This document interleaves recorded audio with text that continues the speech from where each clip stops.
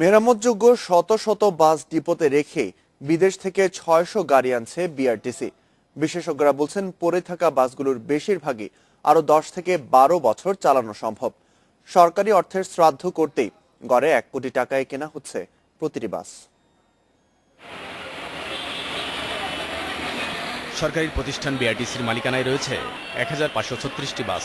এসব গাড়ির ১৭৬টি চলাচল করে রাজধানীর ভেতরে, আর ঢাকা শহর থেকে দূরপাল্লায় ছেড়ে যায় ২৭৪টি বাস। দেশের বিভিন্ন স্থানে চলাচল করে ৫১০টি গাড়ি। রাজধানীর ৫ ডিপোতে নষ্ট হয়ে দীর্ঘদিন পড়ে আছে ৫২৭টি গাড়ি। কোনোটি চলেছে ৪ বছর, কোনোটি ৭ থেকে ৮ বছর।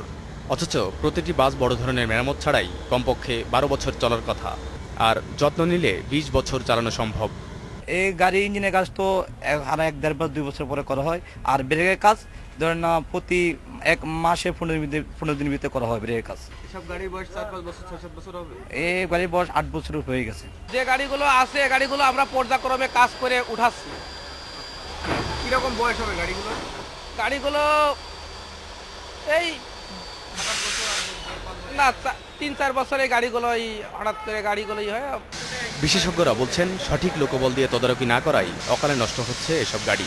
ওনাদেরকে শিক্ষিতভাবে পরিচালনা করার ব্যবস্থা করতে হবে, এবং এই বিষয়ে যদি কোনো দুর্নীতির সংযোগ থেকে থাকে কিভাবে সেই দুর্নীতি দূর করে এফিশিয়েন্ট ম্যানেজমেন্ট চালু করা যায়, এটা বিআরটিসিকেই প্রথম করে দেখাতে হবে। যাত্রীদের কথা বিবেচনা করেই নতুন বাস কেনার সিদ্ধান্ত হয়েছে বলে জানান এই কর্মকর্তা। যাত্রীদের চাহিদার প্রেক্ষিতে তো এই বাসগুলো দেওয়া হচ্ছে। আশা করি যে ডিসেম্বর পরে হয়তো বাস আমরা পাবো। বিআরের অপেক্ষায় আছে, অলরেডি আমরা বিআর করে ফেলেছি, সেটা হয়তো বা অল্প কিছুদিনের মধ্যে টেন্ডার হয়ে যাবে। এই বাসগুলো যদি আবার ৩-৪ বছর পরে এরকম বেকার হয়ে বিআরটিসির ডিপোতে পড়ে থাকে, তাহলে তো এটা সরকারি সম্পদের অপচয় ছাড়া আর কিছুই হবে না। সারা দেশে বিআরটিসির ডিপো আছে ২১টি। এর মধ্যে বাসের ডিপো ১৯টি আর ট্রাকে ২টি। রাজধানীর ডিপোগুলোর মতো ওইসব ডিপোতে পড়ে আছে অসংখ্য বাস। ওয়ানি আমিন, ইন্ডিপেন্ডেন্ট নিউজ, ঢাকা।